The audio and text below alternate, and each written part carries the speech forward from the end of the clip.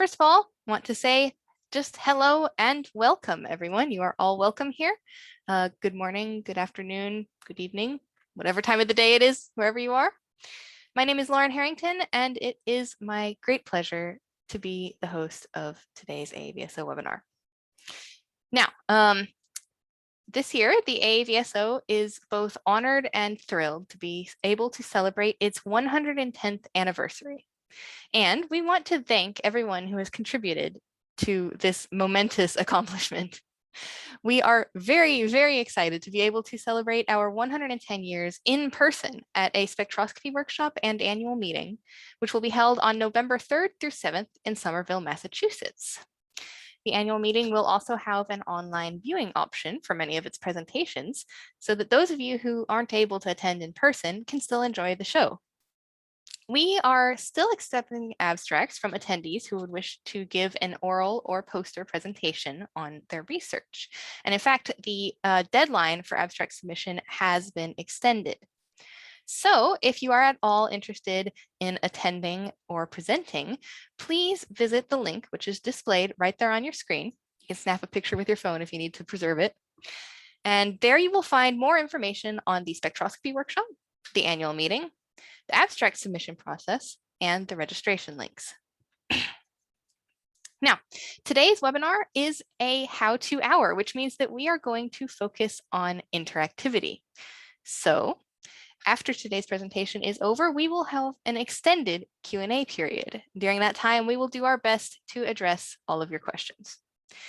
If you're watching this on Zoom, then all you need to do to submit a question is to click on the icon, which is at the bottom of your screen and says Q&A. Type in your question there and hit submit. I will be temporarily disabling the chat during the presentation so that all of you can put in your questions in the Q&A. Then I will sort them behind the scenes, and hopefully we'll have a smooth and efficient process after the presentation. Remember, please, that you can submit as many questions as you like at any point during the how-to hour. That includes during the presentation. Submitting a question will not interrupt the speaker. Next up, if at some point during the webinar you experience technical difficulties with audio, we unfortunately cannot help from here, but you can probably fix it yourself by opening your audio settings. To do that, just click on the little up arrow next to the mute button and the audio settings will appear. Also, we have automatic closed captioning as an option. As soon as I enable it, which I always forget to do until this point for some reason. Now we have automatic closed captioning as an option. To enable your automatic closed captioning, just click on that little CC button, which should have just appeared at the bottom of your screen, and use the window which pops up. Finally, before we get started, we would like to thank and acknowledge our sponsors, DC3 Dreams and Voice Astro. DC3 Dreams provides high-end observatory automation and web-based multi-user remote imaging. The AAVSO net observatories use DC3 Dreams ACP Expert for the Bright Star monitors and other programs. The AAVSO Photometric All Sky Survey project, also known as APAS, has used ACP Expert's AI scheduler to automatically acquire over 500,000 star fields, hands-off, at a rate of 1,000 square degrees per night. This has resulted in photometry for over 128 million objects in about 99% of the sky. The Boyce Research Initiative and Education Foundation provides online astronomy education, observatory resources, and research experiences to students, student teams, and schools in order to learn how to perform observations, conduct research, and publish their results in scientific journals, such as the Journal of the AAVSO. Please do check out their webpage to learn more about their work. Okay, now on to the good stuff. Today's instructor has been a serious amateur astronomer since the late 90s when he first started doing asteroid astrometry. After discovering 5 different minor planets, he turned to variable star photometry in the year 2000, and he even served on the board of the AAVSO for a time. Nowadays, his focus is on timing the eclipses of binary stars. And believe me when I say that he has a lot of valuable knowledge on the topic to share with us. So much, in fact, that he has volunteered to present a second how-to hour next month as a continuation of this one. So remember that you can join us again next month if you are interested in learning even more about the topics of eclipsing binaries and OC diagrams. Today, he's going to set the stage by going into the fundamentals of studying periodic phenomena and giving us all some mathematical methods which we can apply to study our own very interesting targets. So, ladies and gentlemen, please allow me to introduce Gary Billings. Gary? Thank you, Lauren. Okay. You realize, of course, that conventional wisdom is we just lost half our audience because you said that I was going to do something mathematical. But in fact, I know that this group is made of stern stuff because in an era where we're daily inundated by clickbait, dramatic headlines, and so on. You all signed up for a talk on periodic phenomena and O-C diagrams. So I know you're tough. That, and we're only doing one equation, and you saw it in grade school, so it shouldn't be too bad. Okay.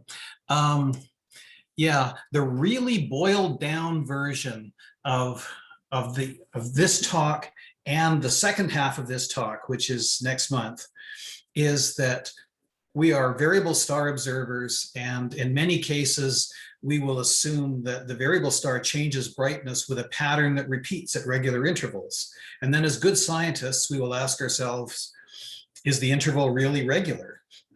Or does the length of the interval change? And that's what really this talk and next month's talk are about. I was asked to give a talk about the does it really stay constant part, and I said, well, we really need another talk to lay the groundwork before that, and that's what today's talk is. So in nature, many phenomena repeat at regular intervals, and we call them periodic. And it's natural to try to learn the period of the repetition, how long it will be before the same behavior happens again. And then once we've gotten a handle on that, it's natural to ask whether that period changes with time. So the same is true for variable stars. Many types are periodic, though due to wildly different phenomena. For some of them, it's exotic physics going on in the interior of the stars that's causing them to physically pulsate in terms of their size and energy output. And for others, it's binary stars, for example, it's due to one star orbiting another. So many different mechanisms, but still they are periodic phenomena and they can be analyzed the same way. And this isn't just high-end astrophysics textbook stuff. The kinds of data that we as amateurs can gather can really contribute to understanding these changes in periods. And so that's what we're going to be talking about today. I'm an eclipsing binary observer, so a lot of my, almost all my data examples will be for eclipsing binary stars, but the concepts also apply to pulsating variables. So here's kind of a cartoon history of the understanding of a variable star. You know, you go out into your garden, it could be in the 1600s or maybe even in ancient Egypt, if I look at when variable stars were first discovered. And you might notice that a given star has a different brightness on different dates. You know, maybe you saw a triangular asterism of 3 bright stars, and a week later, you can't see the asterism anymore because 2 of them are bright and 1 of them is dim. So you start recording the brightnesses, and you do this for a little while and you'll get a sense of, it seems to repeat after a certain length of time. And maybe that length of time is days, or it could even be decades. But you'll get a sense of minimum and maximum possible period. The natural next thing to do is to try to estimate that period. You'll choose your first observation, probably the first maximum or the first minimum that you saw as a reference time. And then you'll start predicting times of minimum or maximum brightness. And then you'll start observing them. And that's kind of what we'll get to in the first talk today. But we're obviously going to do it in a bit more detail, and we're going to have to find a way to do this numerically so we can have some precision. But after you've been observing them for a while, you're observing actual times of minimum and maximum brightness, you'll probably return or refine your period estimate. You'll keep on observing, and at some point you'll have enough data that you can do a test to see, well, is the period really constant or not? And we do that with an O minus C diagram. And that's where we're leading with all of this. And once you've analyzed it on an O minus C diagram, well, then you might be in a position to start predicting future period changes. And of course, being a good scientist, you will then want to see whether your predictions are accurate and so on. So that's sort of the conceptual story. And now we're going to dive into some of the guts of it. Before that, I just want to define a few terms and do a little bit of housekeeping stuff. We're going to be dealing with light curves. A light curve is just a graph showing the brightness of a star versus time. And the length of time could be hours, minutes, days, decades. It's just brightness versus time on the horizontal axis. A phased light curve is just a light curve where we've taken data from a very long observational history, and we've plotted all the data on a period that corresponds to, or I should say, we've plotted all the data on a length of time that corresponds to just one period of the variable. So it's as if that century worth of observations all occurred during one cycle. So you obviously have to put each data point in the right place in the cycle, but it's a way of getting a coherent, filled in representation of how the star varies through one cycle. So we'll talk about how to make a phased light curve. The period, I think you all know this, but I'll just be explicit. It's the length of time after which the same phase occurs again. So if you're looking at eclipsing binaries, you kind of consider the start of one cycle to be at the minimum of the primary eclipse. So the period is the length of time from one primary eclipse to the very next one that occurs. Or if you're looking at a pulsating variable, you usually time between successive maxima. So it's the time from one maximum until the very next maximum occurs. The time of minimum, a term especially used for eclipsing binaries, is if you have a light curve through one eclipse, the time of minimum is the center point of that dip in brightness. We assume that the brightness change is symmetric, and we find the midpoint of that dip in the light curve, and we take that as the time of minimum. And there's a reason to make this distinction. We're observing the brightness, but we're taking it to mean that the two stars in the binary pair are lined up with respect to an observer on the Earth. That's sort of just a bit of a detail, but it's sometimes worth remembering. Okay, another bit of housekeeping. We use Julian dates. If somebody gives you two dates like I have in the upper part of the screen in August 2021 and April 1973 and asks you to compute the time interval between them, well, it's not a fun problem. You've got to deal with leap years and the different numbers of days in each month and so on. So it's vastly easier to just use Julian dates. And it's a coordinate system really where they set day equals 0 back in 4700 something BC, and it just counts days from then. That's why the date part, the whole number, is the number of days since 47 something BC, is a big long number, and then the fractional part represents a fraction of a day, or what in normal language we would call time. And what's great about it is you can just subtract the two and find out the interval of time in between them. And so we will be exclusively using that. And when I say time, I mean date and time. Date and time really are just different size intervals of the same thing. One final point is, as the Earth orbits the sun, we alternately become closer and further away from stars in the broader galaxy. But we're interested in studying those stars, not the motion of our observing platform. So all the data we will use, all the data that I'll be talking about, has been corrected with what we call a heliocentric correction, which takes out the fact that Earth alternately got nearer and further away from the star that we're studying. And we do this because it's very easy to get time measurements that are much more accurate than 500 seconds. And the phenomena we're looking for are much, much smaller than variations of 500 seconds. So we have to take out this known quantity. Okay, now on to the really exciting stuff. Here's a light curve of real astronomical data collected by AAVSO observers. This one isn't an eclipsing binary. It's a Mira variable, but it really nicely demonstrates how simple period estimation is for a long period variable star. And by long period, I mean a star for which your observational data gives you many, many observations in each cycle of variation. A short period variable would be one where you're not getting many points per cycle of the light curve, or maybe you're only getting one sample every 500, well, 50 light curves, 50 cycles.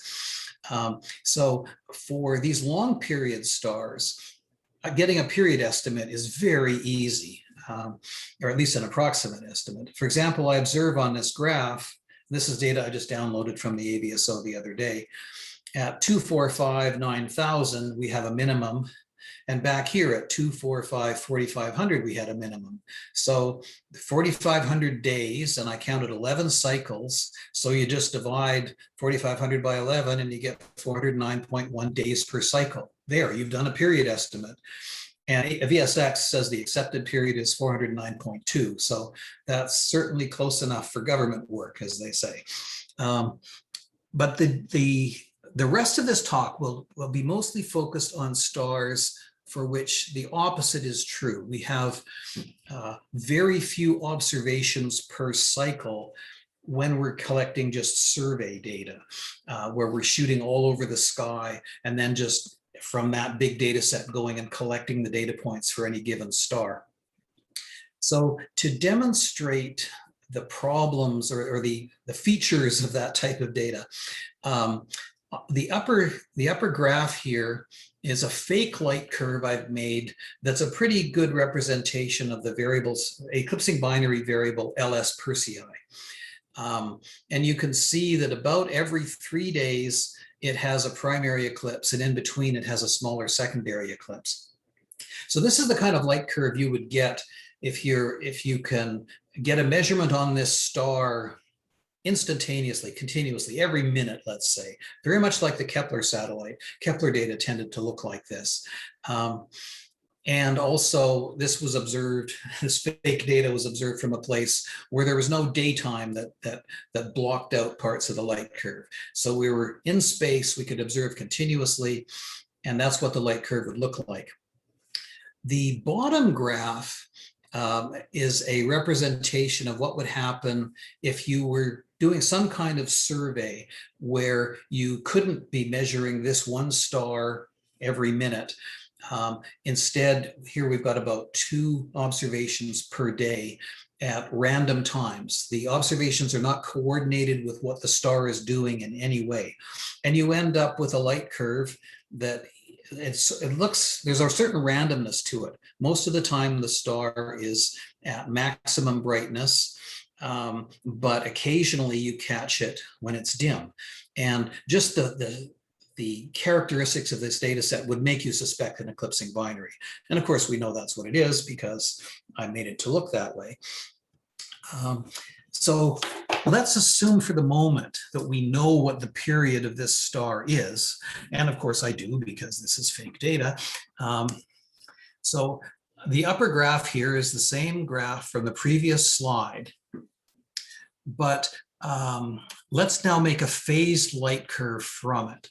And so to do that, what I've done is I've drawn boxes on the upper, that continuous light curve that's 90 days long.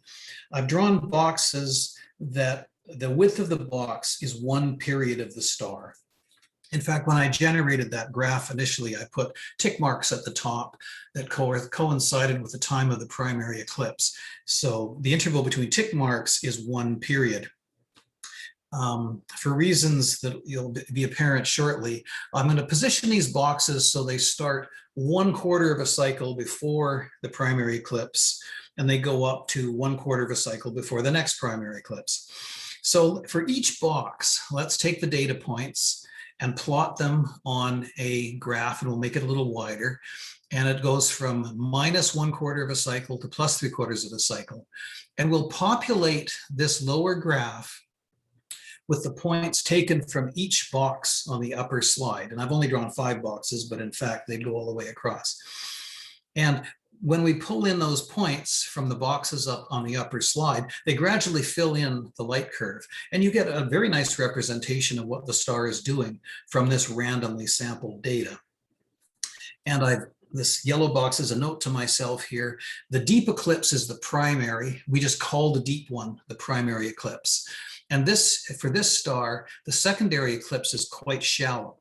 So we probably won't derive times from observations for the secondary eclipse, because being very shallow, the data is going to be hard to get accurate times at minimum. But for other stars, both eclipses might be about the same depth, say 0.7 magnitudes or something. And in that case, it would be possible to derive times for the secondary eclipse as well. So that kind of walks you through the process of what you can do with randomly acquired survey data. But everything I've shown you so far is fake data. I just made it up with a mathematical equation. Let's look at real data for LS-PER. And these are observations, survey observations made using a very small telescope, shot onto something like 8 by 10 inch glass photographic plates at the Harvard College Observatory between 1930 and 1951. And I've actually gone in and pulled those plates off the shelves, and with a little hand magnifying lens, gone into the part of the plate where LS-PER was, and estimated the brightness of LS-PER by comparing it to nearby comparison stars. So I was using the same process as visual observers do at their telescopes, except I was doing it from plates that were shot before I was born. And this light curve has similar characteristics to that randomly sampled fake light curve that I showed you. So when I made the fake light curve and phased it, I used my knowledge of the period to make the phased light curve. But now let's work our way through deriving the period from such data, as if we've just discovered that this point on these plates has this kind of random looking behavior. So can we figure out a period from this data? And the answer is yes, we can. But first, we have to suffer the dreaded equation. The good news is this is just the equation of a straight line, which we studied back in grade school.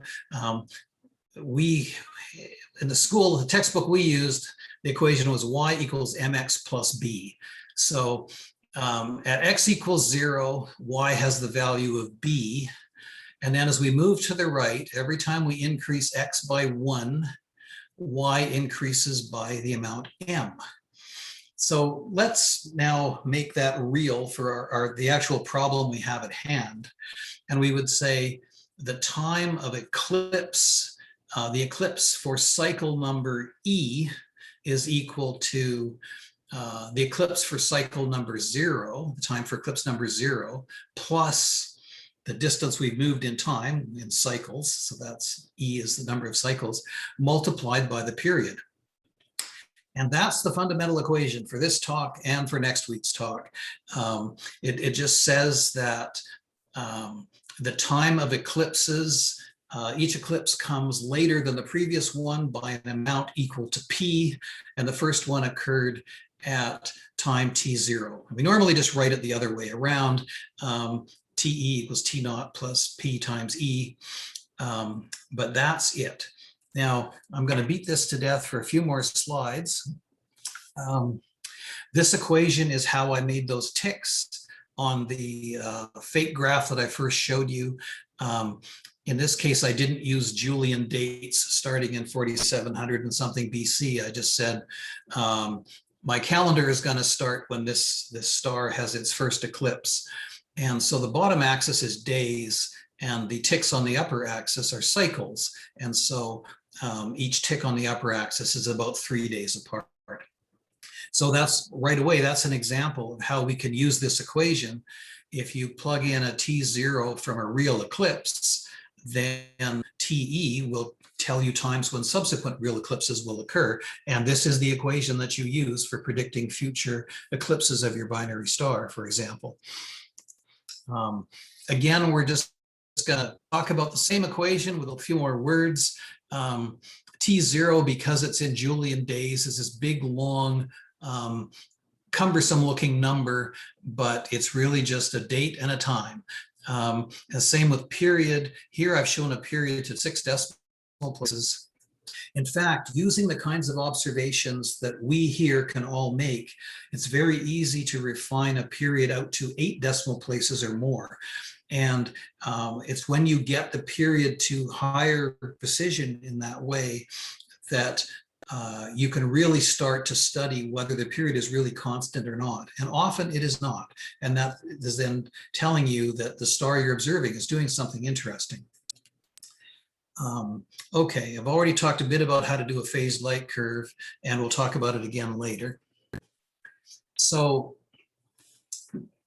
the original talk I was asked to give is about this thing called O-C analysis. And what it does is it compares whether eclipses occurred when they were predicted or not. So whether they occurred when predicted, or if not, how much they deviated from the prediction.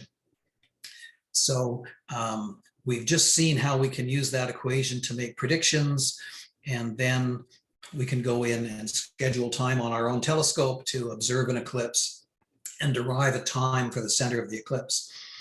Once you've got a whole list of those times, you could have either recorded the cycle number that you used in making the prediction, or if somebody has just given you a list of times of eclipses, for example, by maybe you found a star was faint on an old photographic plate, and you're going to use the time that the picture was taken as the time of the eclipse. Well, then how do you compute the cycle number? Well, you just turn our little equation around, and the cycle number E is just the observed time minus that reference time divided by the period. You probably want E as a whole number. You want to know what cycle number, not what cycle plus fraction. So you just round it to the nearest whole number. And sometimes you need to round up, sometimes you need to round down. Depends which one you're closer to and a few other things. It's fairly obvious when you run into that problem. So basically, E, the cycle number you get by rounding TE minus T naught over P. The fractional part, which is the x-axis in that phased light curve, you just take the fractional part of the same thing in brackets, and we call that the phase.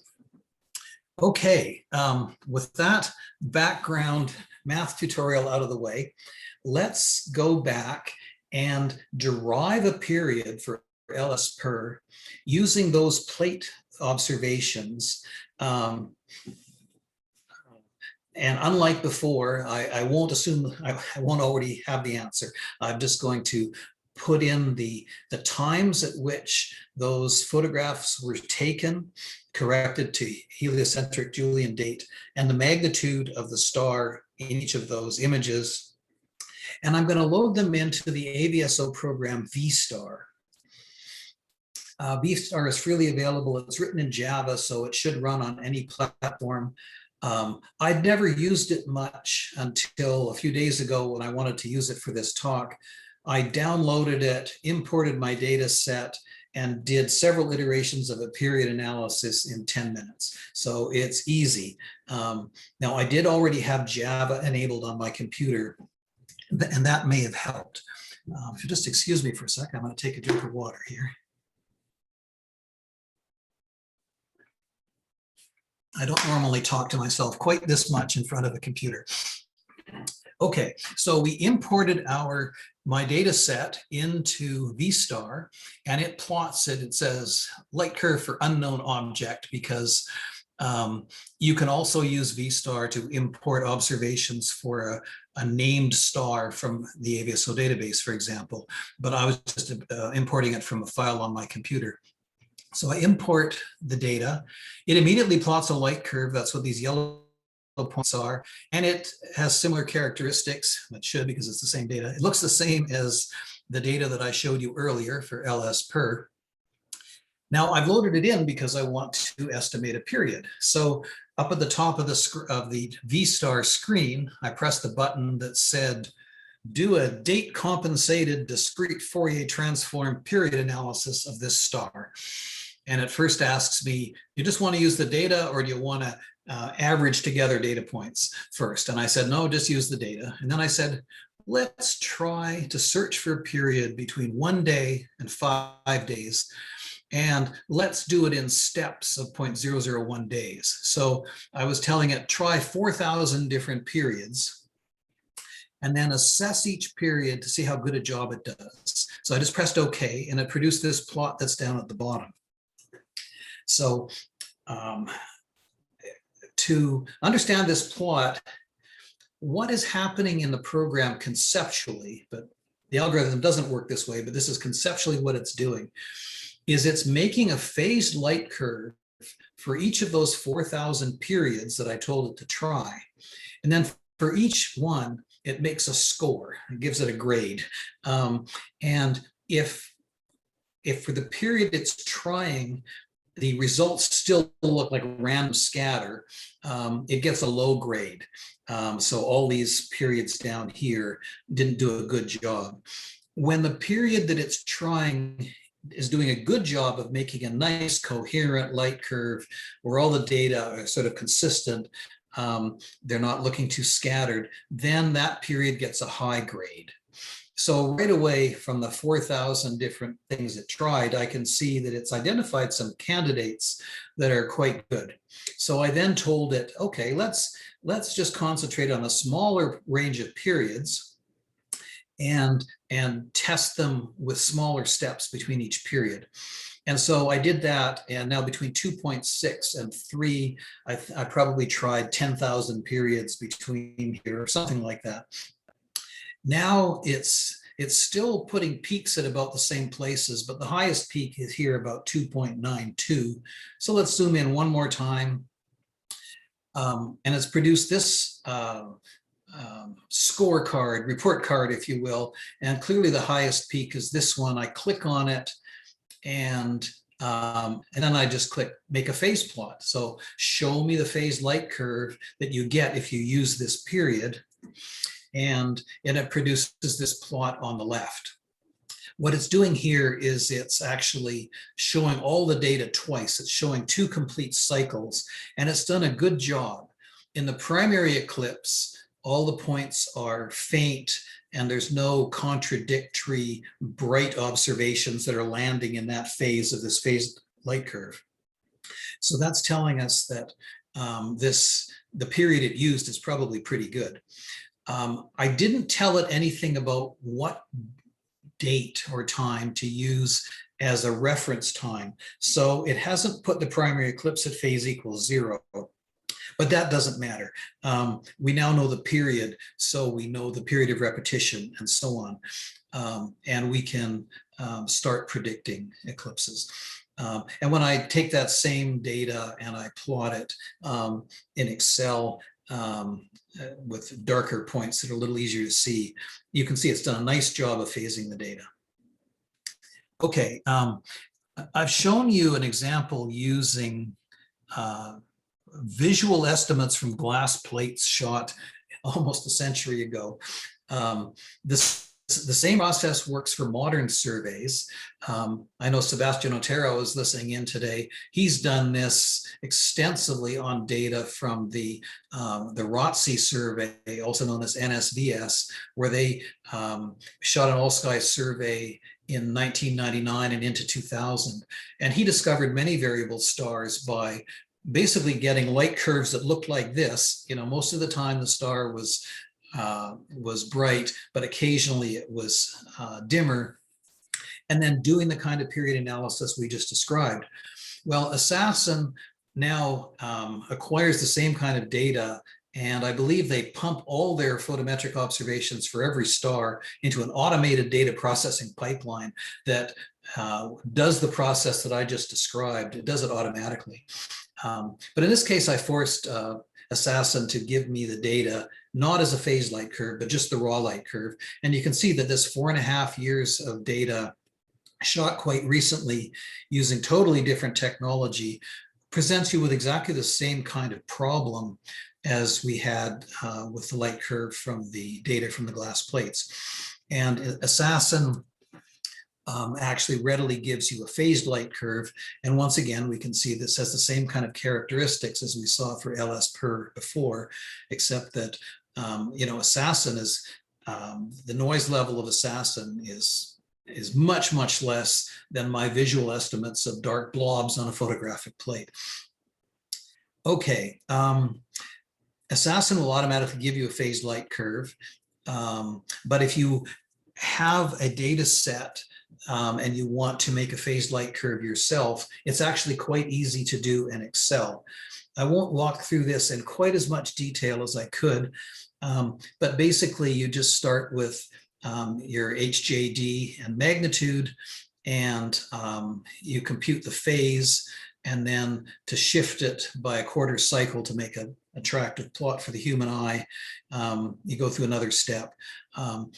You can look at this in more detail when you're reviewing the recorded presentation or from the PowerPoint later. So where are we in that cartoon story that I showed earlier? Well, we're up to the point where most eclipsing binary observers start. Somebody either half a century ago, or in the case of the data that Sebastian Otero published 10 or 15 years ago, has detected that the star is variable. They've made a period estimate, found a reference time of minimum, and the period and the reference time together are called the light elements. We plug them into that little TE equals T naught plus PE equation, and we use that to predict future times of minima. And then we go, as eclipsing binaries observers, we then go out and observe with an intense time series through those actual predictions. And here's an example for LS-PER once again. This is a night where I shot LS-PER. Actually, this is from a city of 1 million people, so lots of light pollution, an 8-inch telescope, and this star at brightest is about mag 11.6, and it goes down to close to 13. I can't even remember what was on my previous slides. Anyway, this was done in a very light polluted location. But instead of now acquiring data points at random times over decades or years, I've intensely observed this light curve through one eclipse. And just a couple more points about this graph. I've labeled this V minus C. So I was doing differential photometry. So I take the brightness that can be measured in the image for the target star and subtract the image of a comparison star. And the reason I do that is because then if there's any changes in transparency through the night, these stars are very close together. We assume they both suffered the same from the transparency changes. And so V minus C cancels out any transparency effects. And then the bottom horizontal line of points is where I took a check star and subtracted the comparison star. And if the comparison star really and the check star are both constant brightness stars, this should be a horizontal line, and it is. So that tells me that the V minus C data is okay. And the scatter on this data set at the bottom also tells me something about the noise on the upper data set. So once I've done an observing run like this for an eclipsing binary, now I want to derive a time of minimum from it. What is the time that we associate with this eclipse? Well, there's numerous programs that'll do this. Here I'm using AVE, which is quite an old one. or I load it in and I tell it, I just want to use from about here to about here on the light curve, because it only works so long as you can compare the ingress and the egress light curves. The data up here doesn't have any data to match with it on the egress side, so I can only use the bottom part. But I identify the range of observations I want to use, and it derives a time of the minimum, and it's telling me that it's good to 0.00015 days, which is about 12 seconds. In my experience, the true uncertainty is a bit larger than that, but that's a measure of how precisely we can gather this data and then use it to refine our period estimates. So once you've gathered, you've been observing a star for a while, you will have multiple times of minima. So this is data from a different star. I have a time of minimum from 2001 on the second line here. And this was a star where I could do the secondary eclipses, and they were halfway between the primary eclipses. So I have an observation at cycle 33.5. And I have an observation at cycle 5859.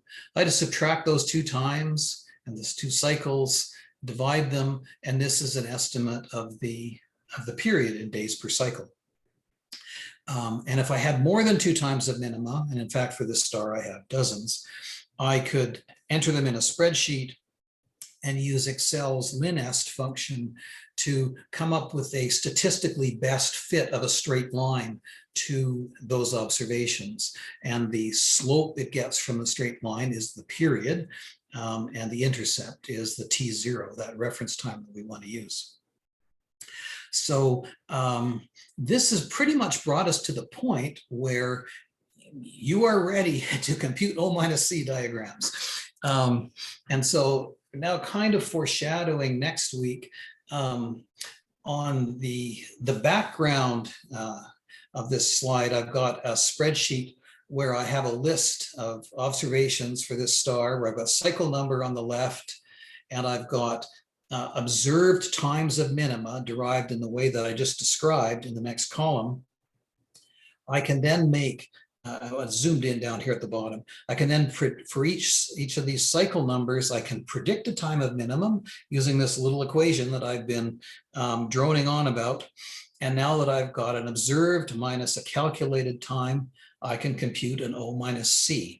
And that's what we're going to analyze next week. And just to show you, well, two things. Even on this slide, the little graph here is a plot of these O-C points. And if my predictions were bang on, they accurately predicted what I really observed, then all these points would be along the y equals 0 axis of or the O-C equals 0 axis of the graph. Now in real life, they'll all be 0 plus or minus some scatter. But on this graph, I think you can see there's a bit of structure to it. So right away, that's telling you that this star doesn't actually have a constant period. Something else is going on.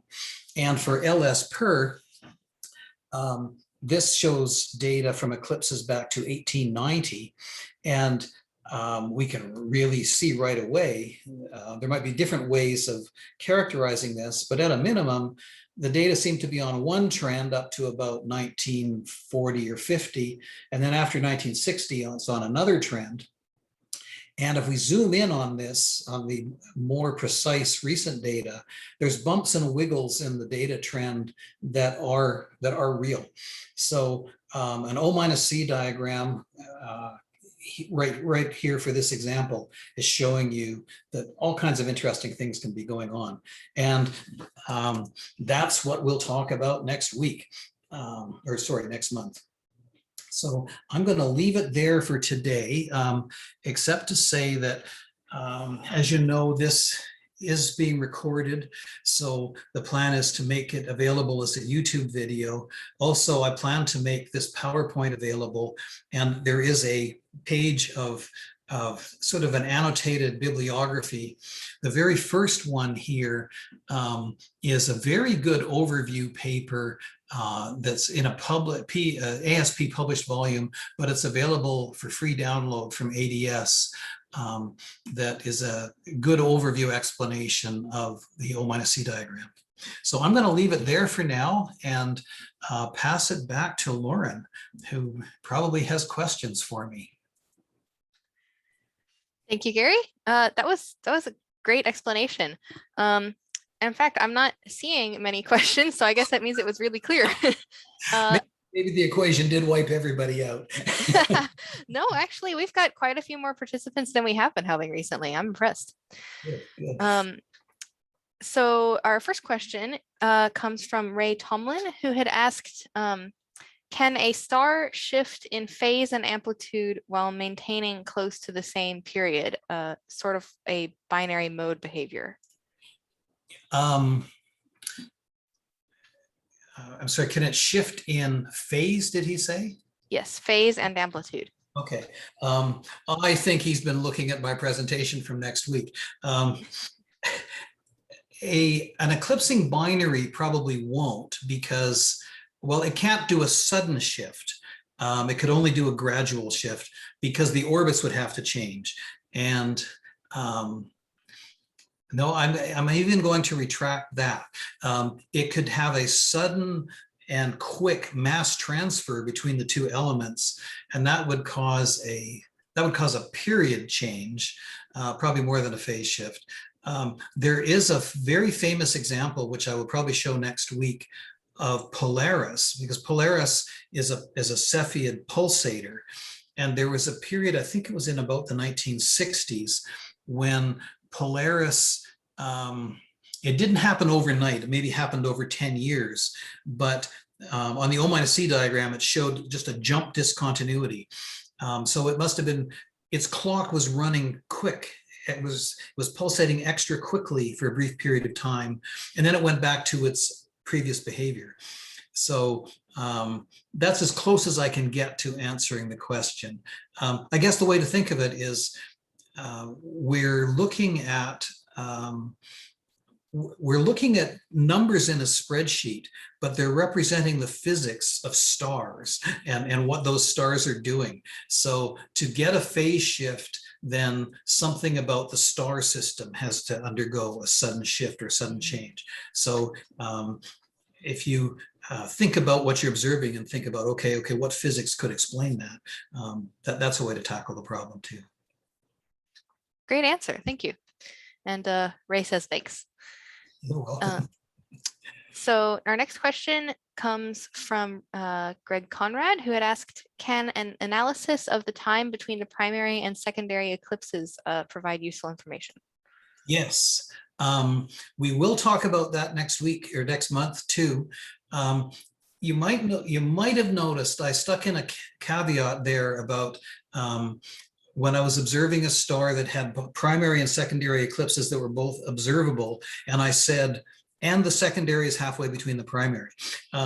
And if you are only thinking about binaries that have circular orbits, then the secondary will always be halfway between the two primaries. But if the two stars are in eccentric orbits, they're both in eccentric orbits around their common center of mass, then the primary and the secondary can be quite a lot closer to one primary. And there are extreme cases. I know Sebastian posted one on one of the forums within the past year or so. There's extreme cases where the secondary is only about 1/10 of the period away from the primary. It's hugely shifted from the midpoint. Not only that, but for an eccentric system, the axis, the orbit is no longer circular, it's an ellipse, and the axis of the ellipse of the orbits can rotate with time. And so it's not really obvious until you think about it for quite a while, but the relative positions of the primary and secondary eclipses will shift. And so you can go through a period of that eccentric system where the secondary is halfway between primaries, and other times when it's displaced quite a bit. And I'll show a graph, time lapse through 700 years of the orbit of V1103 CAS on that next month. Very interesting, thank you. And we had a very interesting comment come in just now from Sebastian Otero that there's a newly discovered bright eclipsing binary N Scorpii, which is about magnitude 4.5, which has the secondary eclipse at phase 0.983. Oh, wow, wow.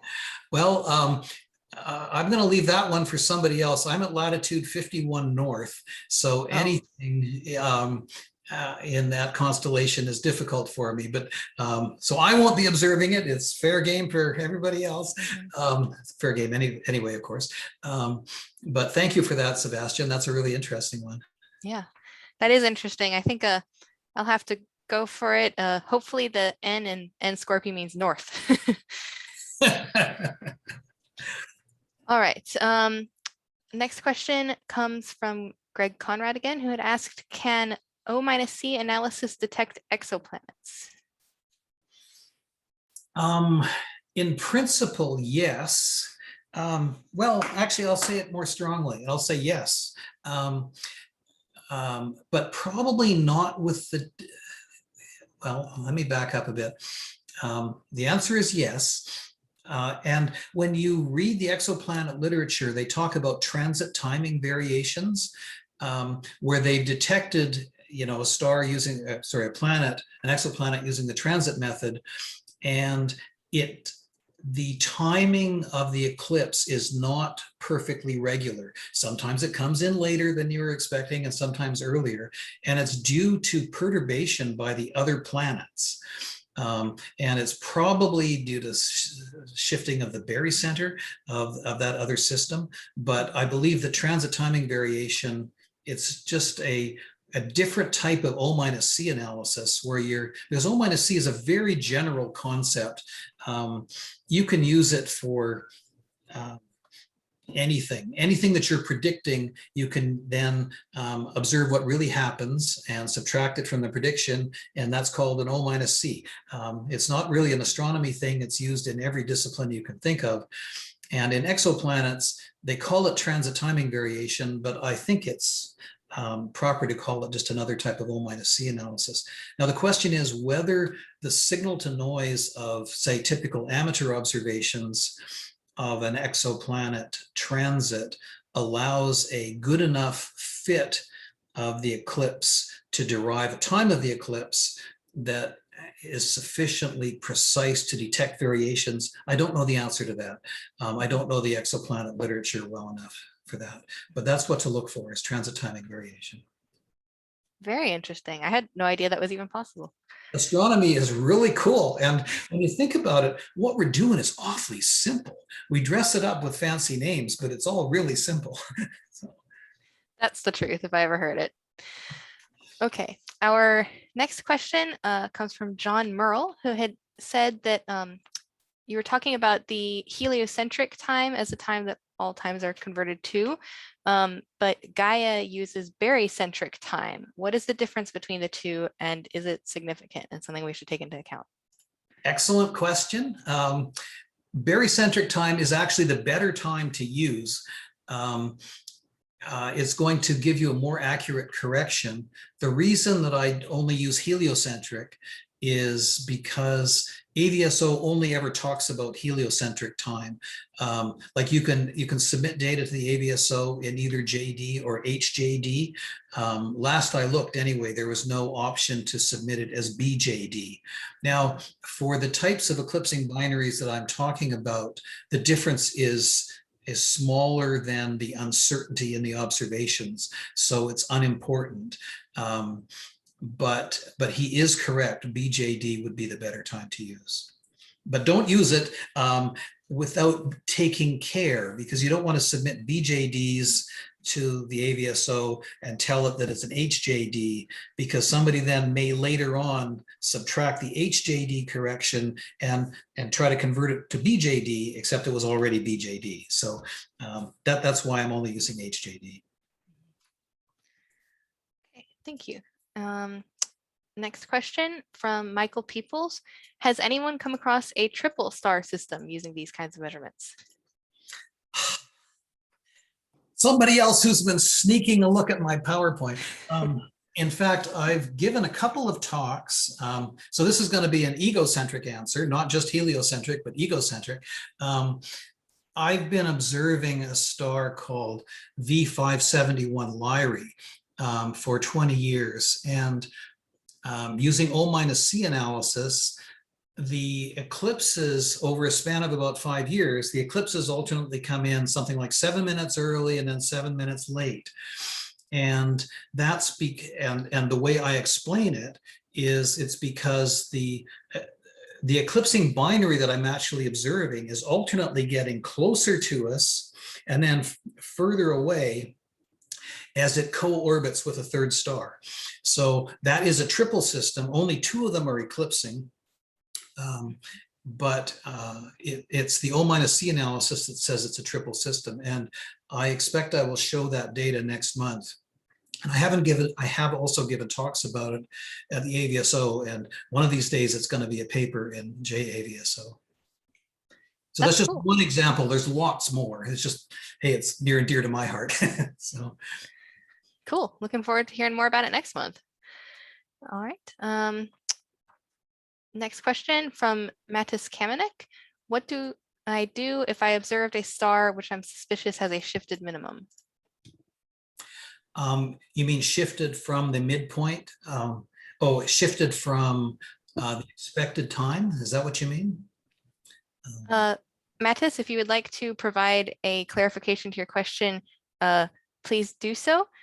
We're going to go ahead and take the next question, and then we'll revisit yours, hopefully with a little clarification. Okay, so next question comes from Pradeep Karmakar, who had asked, is there an easy way to convert Julian date into heliocentric Julian date? I didn't put anything in the talk about how to do that because if you Google it, you will find, I'm sure there will be tools available. I personally do it using AstroPy. So I have a Python script that I take all my images as they basically, after they come out of the camera, before I do anything else with them, I do things like change the timestamp from being the time of the start of the image to the time of the middle of the image, which is what we want for our work. And at the same time, I put into the FITS headers the RA and DEC of the star, and at the same time, using an AstroPy module, I calculate the HJD correction, and I put that into the header as well. So I think I don't have a prescription that would be general for everybody, but I would just suggest Googling it, maybe ask on the forum what other people are doing. My solution sort of is custom built for my own data processing flow. But it's not a big deal with the software tools that are available today, like AstroPy. There's really robust library functions built in there that 20 or 30 years ago you might have had to write yourself, and it would be really laborious, and it'd always be this doubt as whether you got it right. But now there's stuff written by competent people that's just available for all of us to use. So I'm sorry I don't have a more a laser focused answer that would just solve your problem immediately. I'll go ahead and second that about AstroPy being such a wonderful tool. If anyone has been holding off on learning Python, just look up what AstroPy can do and you'll probably be convinced. It's very easy. Yeah. All right, so Mattis had given a clarification to their question. So they're talking about what should they do if they observe a star which they think has a time which is shifted from what the predicted time of minimum was. Okay. Watch this space next month because that really is an O-C analysis question. And if you've detected that, that's fantastic.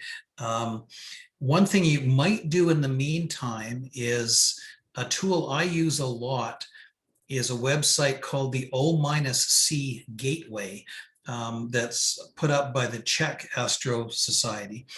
And if you type in the variable, the name, the GCVS name of the variable star, and you need the leading zero after the V, by the way, it will bring up an O minus C diagram for that star using all the data that they've entered into their database. You can also enter your own time of minimum in a little box at the bottom and have that added to their O minus C diagram. And you can see whether your new point fits with the other data or not. If it doesn't,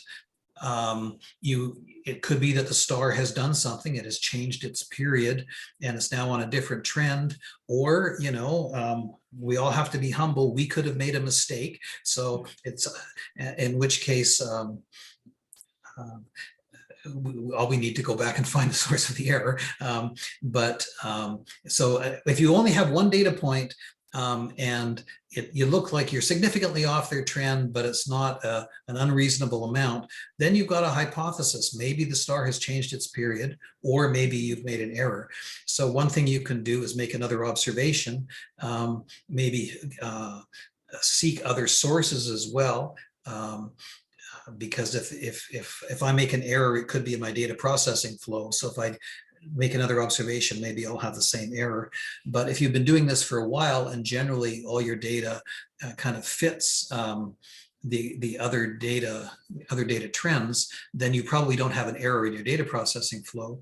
So I guess I would still say get another observation and then repeat in a year, or seek other observers, seek other data sources. But what you're talking about is an O minus C analysis, and we'll talk about that more next month. Good advice, thanks. So we've got a couple more questions that have come in about precise timing. So first of all, more about HJD. John Merle had asked, would the heliocentric Julian date period be different from the barycentric Julian date period? No. The differences would be very small, like really, really small. I guess I'm pausing because there are sometimes really extreme cases. And I can't remember the name of the star, but I remember Ed Guinan telling me about it, where they had such a short period star. I think it was a white dwarf system or something, and they had to go back and account for the leap seconds that had occurred over the past 50 years. It would be, I think it would be a very unusual case if BJD made a difference. Because what you could do is you could just calculate, well, I think the barycenter of the solar system, the furthest it gets away from the center of the sun is just a little bit more than the radius of the sun, as I recall. Mm-hmm. So take the radius of the sun divided by the speed of light, and that's the amount of difference between HJD and BJD. And is that amount of jitter in your observations sufficient to change a period estimate? And I think you'll find that it isn't. If you do find that it is, please report back here, because we would love to hear about it. Yes. All right, thanks. Okay, so next question is from Timothy Weaver, who says that he took the AAVSO's course on exoplanets. And in that course, they told the observers to use time sync software because of differences between atomic clocks and PC's internal clocks. Timothy says that his time synchronization software usually only makes corrections on the scale of a few seconds at the most. And so Timothy would like to know, how much error would you have in this kind of work if you weren't using the time sync software and you submitted data to the AAVSO that had been recorded without being synchronized like that? Well, some of it depends on the age of your computer. When I started doing this sort of observing back around 2000, which is not a long time compared to some other AVSO observers, I think my computer could drift by seconds per day. And I was just syncing it to the WWV time signal over the radio. So if you let your computer just run for 6 months without a time sync, you could be out a bit more than you would like. Nowadays, I use, I think, a program called Dimension 4 on my older PCs that every half hour it corrects the time, and it generally doesn't make corrections more than about half a second. And I think most other computers, like I'm running on a Mac here, and I think it just automatically does that. And I think modern computers have better clocks these days. But I guess I don't know the answer because it depends on the age of the computer and the individual circumstances. But I commend you for worrying about it, and maybe see if there's any other way to cross-calibrate your data. I remember once we had a computer that was shifted by an hour, and there was a big fight as to whether, because the person who had built that piece of hardware didn't believe it could have a time shift. And so what we did was we went into the images and measured the positions of some asteroids on it, whose orbits were well known. And we said, no, either they got the transporter working and they beamed the asteroid into a different place, or your computer was out by an hour. So maybe there's a way to cross-validate with other data or something. Interesting. Thank you. This is the first that I have heard of time synchronization software. So I would like to add to Timothy's question, is that something you would recommend for all observers of eclipsing binaries to synchronize their computers like that? Oh, absolutely. Okay. You need to have your computer running close to, well, we call it UTC. And if you go to the Astronomical Almanac of the US Naval Observatory, there's huge numbers of pages about timekeeping. It's a very complex topic, but at a minimum, you want to be synchronized to UTC, which is what everybody on the internet uses. You can still have problems, questions about leap seconds and so on, but most of the time it doesn't matter. For example, I always specify with my data that this is UTC converted to HJD, using a certain piece of code so that people can back out what I did. But it's you know, our observed quantity for timing eclipsing binaries is time to 4 or 5 decimal places as of a day.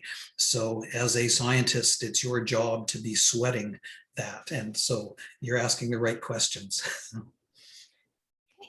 Thank you.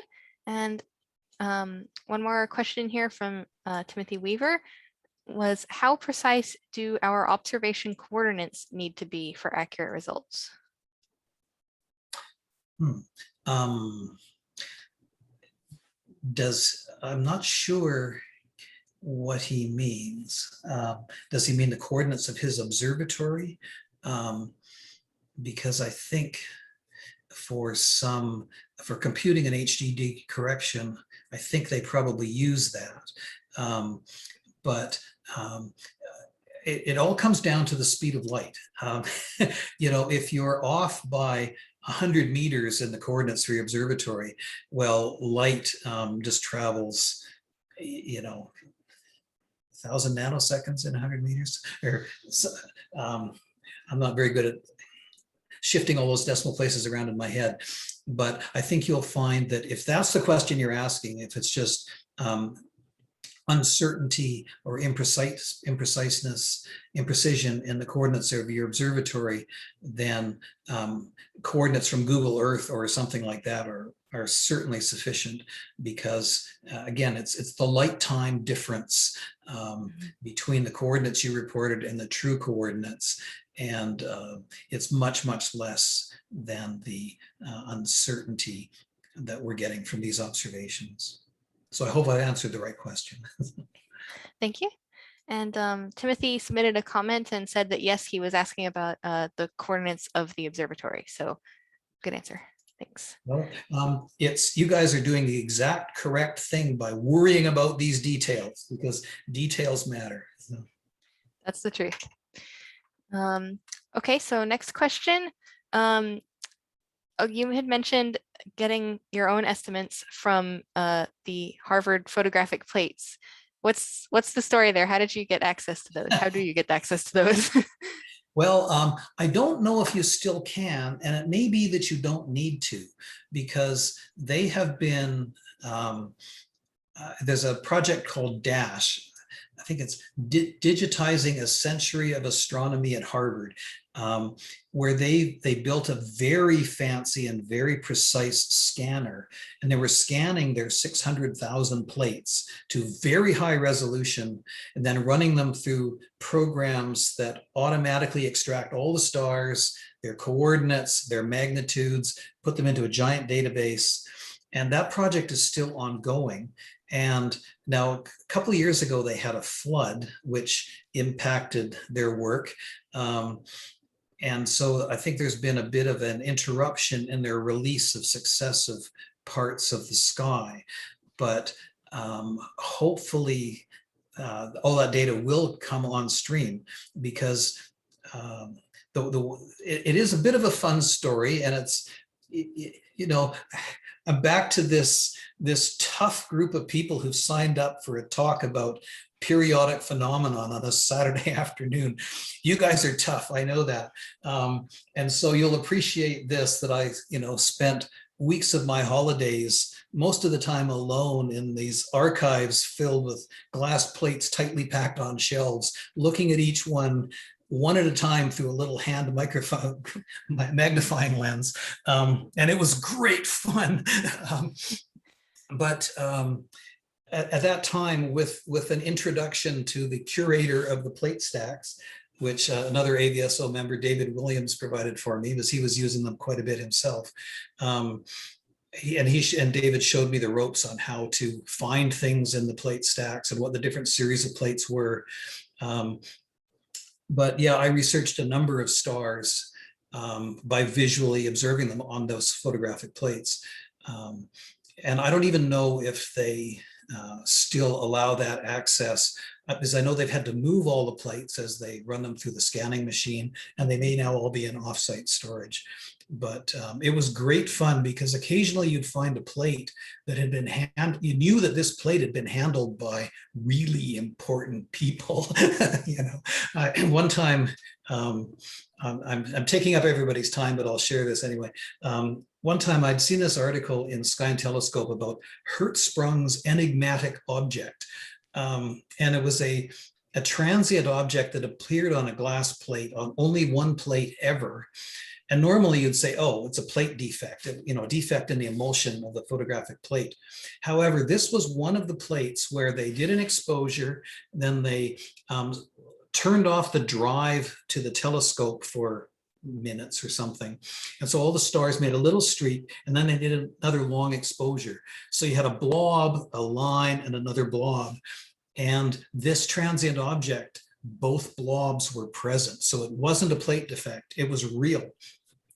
And when I went to look for it on the shelves, it was really easy, because even from across the room, I knew roughly where it should be on the shelves, but there was this one paper envelope that was different from all the rest, because so many people had looked at this from Hertzsprung on that they'd replaced the envelope with a new one made out of mylar or something.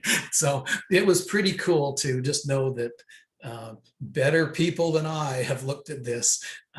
And so you all know the history of those plates. That's where Henrietta Swan-Leavitt did her work in the Magellanic Clouds that led to the period luminosity relationship and so on. So it was a real honor to be able to use those plates. Anyway, that's my personal story of doing that. That's a wonderful story. And I'm going to have to look up that Hertzsprung's object now. I've never heard of that before. Yeah. It could have been an asteroid collision, or it could have been something extra outside our solar system, but it was a one-time thing. I don't know if anybody considered it that it could be a nova or not. I can't remember the article now. If you can't find it, let me know. I'll be able to dig it out somewhere. Thank you. Okay. We had a comment come in from Giulio Vanini about Python libraries useful for astronomy. Apparently there's one called AstroSource, which does a lot of stuff in terms of making synthetic light curves. And Julio says that he uses this with RR Lyrae stars. So I'm going to go ahead and just hit answer on this, and then you guys should be able to see the link in the Q&A box when you click on that.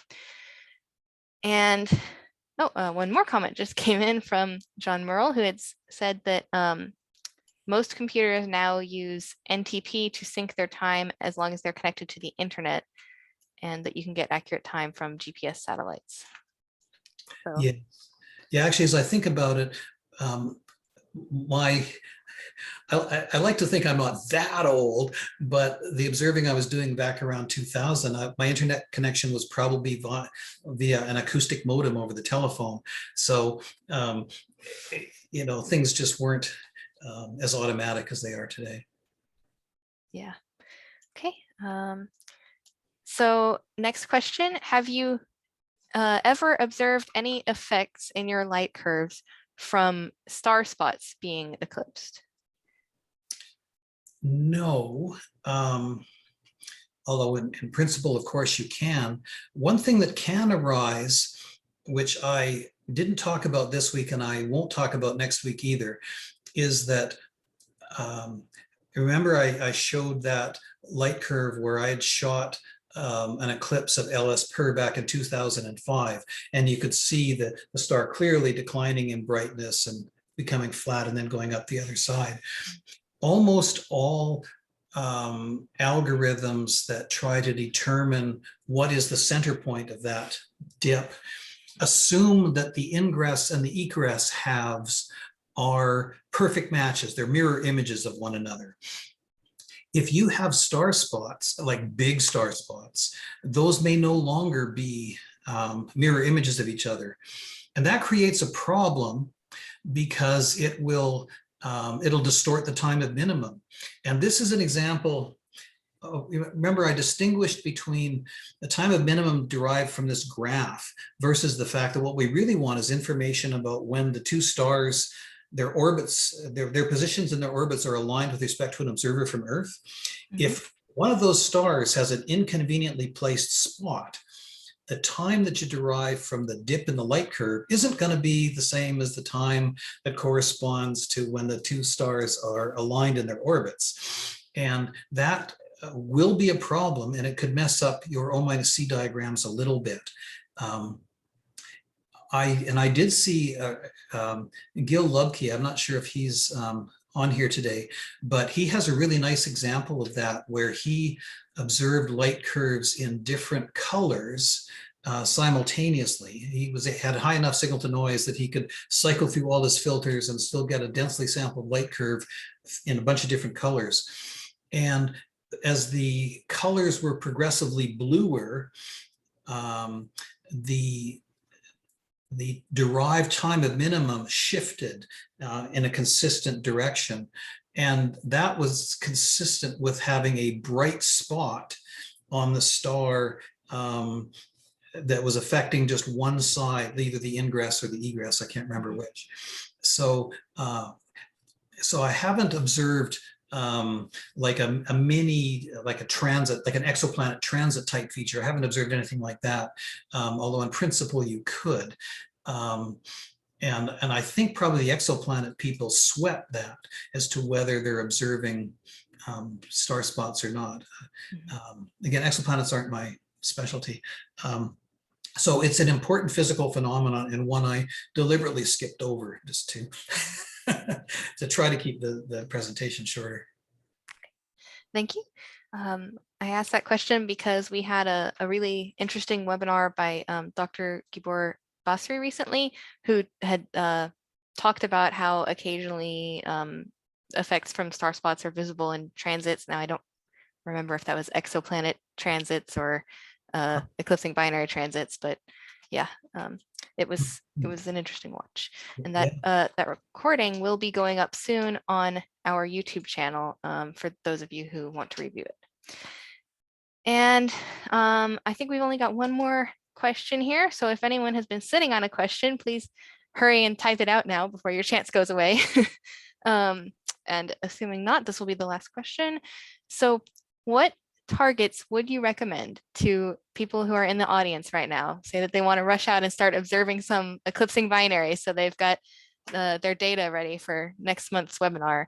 What targets would you recommend? Cool.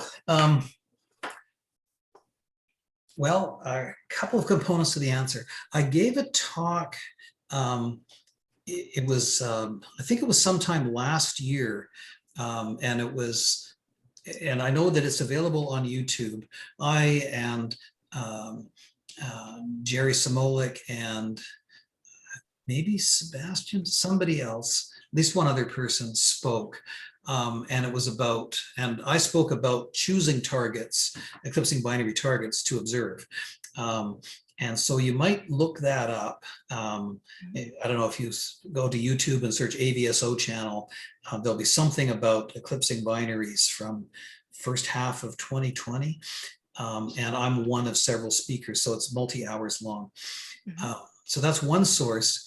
The other, and what I would have said in that video is, one of the things you can do is, Jerry Samolik maintains a list with predicted eclipse times for a couple of hundred AAVSO legacy stars that have been observed for a long time and have a lot of data. If you're just starting out with eclipsing binaries, it's always good to start with something where you're not going to get hit with weird surprises, because you're going to be wanting to debug your methods, making sure your time corrections are all being correct. So it's best to work on a star where the prediction is going to be fairly accurate. So maybe use those legacy stars, and also those ones will definitely be in that O-C gateway database. So you'd be able to get a time of minimum and enter it on that web page just to see how your time compares to the other stuff that's already been published. Entering your data on that spreadsheet or on that web page does not put it into their database. It's just there for your use. What I have been doing myself for maybe 10 years now is Sebastian Otero published a whole bunch of papers where he and differing colleagues on different papers, different co-authors, data mined the NSVS database and found a whole bunch of new eclipsing binaries. And that list of about 1,000 stars is on the AAVSO EB web pages. And myself, what I mostly observe are stars from that list.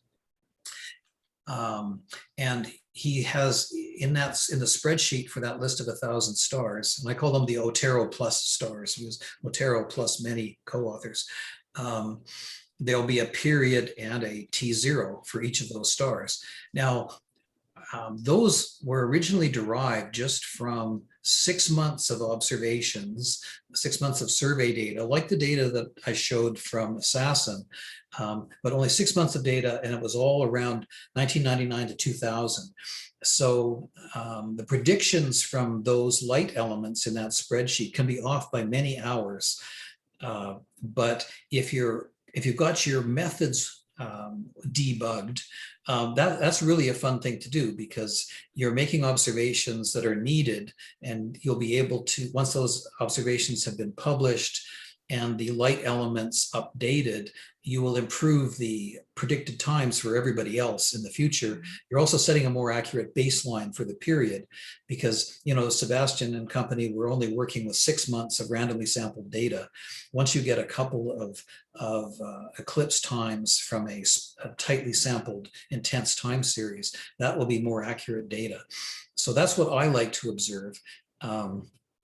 Also, you can go into the, if you're really, maybe you could call this sort of the more advanced project. If you go to the Assassin website, and I can't remember the details, but I have done this, where you say, show me new stars that have been discovered by Assassin in a certain part of the sky, and only show me the ones that you've classified as eclipsing binaries. And it will show you the phased light curves using their automatically extracted periods. And some of those, for example, will be eccentric.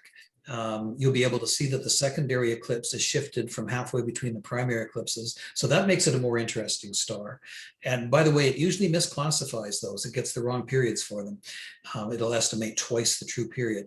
So that's another source for targets. But that's not, that answer is not one where you can just go to find a list. That one requires a fair bit of homework, but it can be a lot of fun because you'll identify a star that probably no one else is looking at.